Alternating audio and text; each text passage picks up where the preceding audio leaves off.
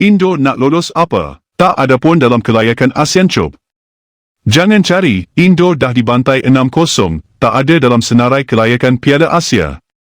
King ASEAN bukan Indo, tapi Harimau Malaya. Masuk dulu pusingan 4 baru banyak cakap.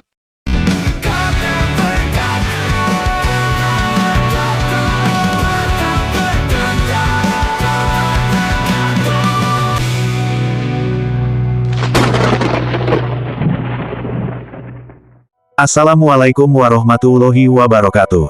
Sahabat kata per kata, kemenangan timnas Malaides atas Vietnam menjadi kebanggaan warga Malaides. Namun yang menjadi aneh, Malaides dan Vietnam yang bertanding dalam kualifikasi Piala Asia, namun warganet Malaides selalu saja menyinggung-nyinggung Indonesia. Sedangkan timnas Indonesia berada dalam persaingan dalam kualifikasi Piala Dunia. Oh abang, pemain warisan kami bisa gol bang. Bukan anak kosong ya, maaf ya. Kanan, mari kanan. Ojo, gol Mino!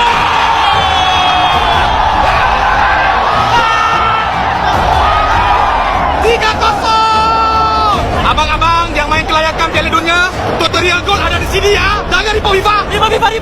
Ampun bang. Kelakuan warganet negeri Malaides khususnya yang bertipe M, seakan-akan timnas negeri Malaides sudah menjadi juara Piala Asia, dan lolos ke Piala Dunia. Dan bahkan ada warganet negeri Malaides yang memberikan komentar aneh, lucu, dan menggelikan, yang pantas untuk kita tertawakan. Malaysia pun dah berada di tangga teratas kelayakan Piala Asia, manakala Indo perlu melalui pusingan keempat, hahaha. 4-0 bang, semoga Indonesia bisa layak juga ya, salam serumpun. Indo nak lolos apa? Tak ada pun dalam kelayakan ASEAN Cup.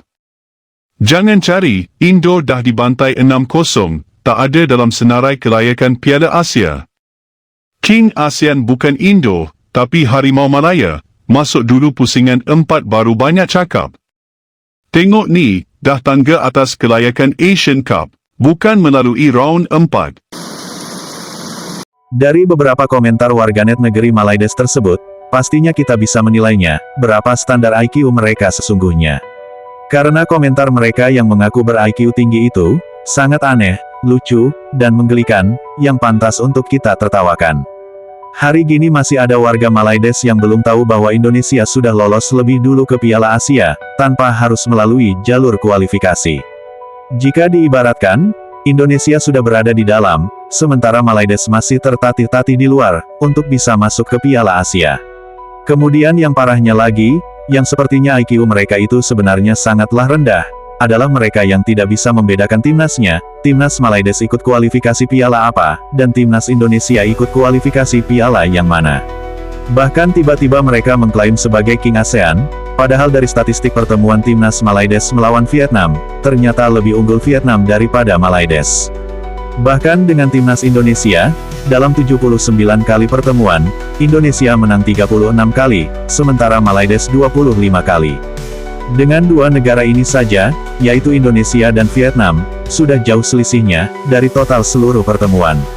Mungkin dengan kemenangan terbaru dari Vietnam, maka mereka merasa di atas angin, seolah-olah sudah menjadi sang superior, apalagi dengan kehadiran pemain-pemain naturalisasi yang baru, yang masih dipertanyakan asal-usul silsilahnya, yang bahkan di saat tampil di tengah lapangan, ada yang belum tahu menyanyikan lagu kebangsaan negeri Malaides, dan mereka sendiri pun pernah meributkannya. Dan bisa kita lihat saat pertandingan melawan Vietnam, di mana beberapa pemain keturunannya, hanya mendengar lagu kenegaraannya dinyanyikan. Namun media negeri Malaides memberitakan bahwa, pemain keturunannya sudah hafal lagu kebangsaan. Namun di saat tampil, tak ada yang terlihat menyanyikan lagu kebangsaan. Pemain warisan Harimau Malaya terbaharu ambil inisiatif menghafal lagu negaraku melalui YouTube ketika persiapan menentang Cape Verde pada aksi persahabatan antarabangsa Tier 1. Pemain pertahanan berusia 23 tahun yang bermain dengan cemerlang menerusi penampilan pertama bersama skuad kebangsaan berkata, beliau berlatih bersungguh-sungguh menyanyikan negaraku sebaik mungkin.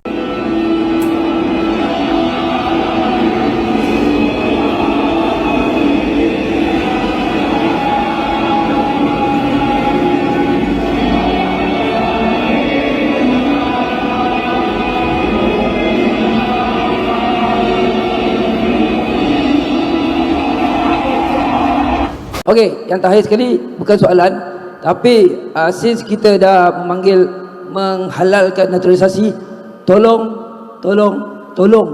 pastikan semua player naturalisasi nyanyi lagu negaraku.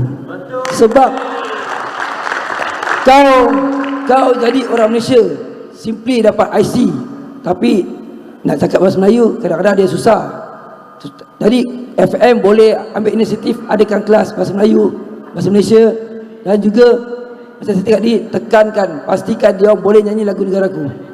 Sebab sebelum-sebelum ni kalau kita dapat kalau ikut dasar kerajaan kena ada 12 tahun and then faham rukun negara, boleh nyanyi lagu negaraku. Tapi kalau melalui sistem 5 tahun boleh main dekat Liga Malaysia, ramai player yang dah naturalisasi. Kalau kita tengok live, barisan player budak-budak Melayu je, budak Malaysia je yang betul-betul yang nyanyi lagu negaraku. So FM main peranan untuk tekankan dia orang, aku dah bagi kau IC, you are Malaysian right now, so nyanyi lagu negaraku, fahamkan bahasa Malaysia betul-betul. Right, terima kasih.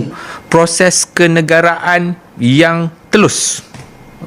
Dan orang kata, hoi, meremang bulu roma kita. Tengok Indonesia, mangan itu songkoknya, tai merah, hanya proses kan itu. Saya ingat lagi masa dia lawan Australia. Saya rujuk kepada kawan saya. Bila saya tanya dia, ini penyokong Indonesia ni nyanyi lagu Tanah Airku ni tak keluar stadium ni sebelum game ke lepas match ke sebelum match? Dia kata lepas match. Masih lagi 80,000 tetap berganjak nyanyi lagu Tanah Airku kerana diorang setuju dengan proses kenegaraan tu. Ini kita jangan salahkan player tu. Kerana kita sendiri, kita nak proses kenegaraan dia tu memang perlu kita buat, tapi kita yang melaksanakan proses kenegaraan tu tak ada jiwa. Jadi susahlah. Jadi bila kita ambil, bila dia main tak elok sikit, kita nak menyalahkan pemain tu. Berbeza. Dan jika dibandingkan dengan pemain keturunan timnas Indonesia, terlihat ada perbedaan yang sangat mencolok. Di saat lagu kebangsaan Indonesia dinyanyikan, dan para pemain naturalisasi timnas Indonesia ikut serta menyanyikan lagu Indonesia Raya. Salah satu hal yang menggelikan adalah ketika ada warga Malaides yang mengatakan tentang tutorial gol ada di sini, yang dimaksudnya adalah ada di Malaides. Padahal saat laga persahabatan, timnas Malaides dibantai 3-0 oleh KT Vardy. Dan yang lucunya lagi, ada yang mengaku-ngaku sebagai supporter setia. Namun yang mengherankan, saat prestasi timnasnya jeblok, mereka meninggalkannya dan mencacinya dengan alasan boikot.